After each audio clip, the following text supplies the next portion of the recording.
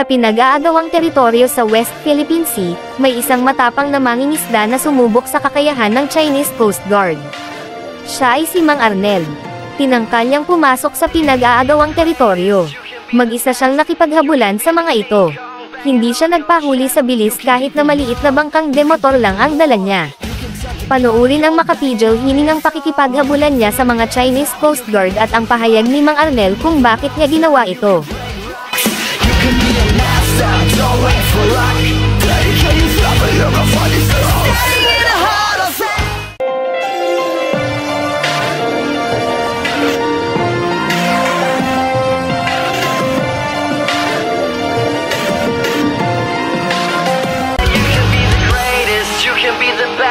You can be the King Kong banging on your chest. You can beat the world, you can beat the war. You can tell the God go banging on his door. You can throw your hands up, you can beat the clock.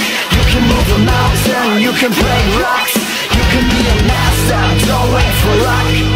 Can you stop it, you're gonna find yourself standing in the heart of it.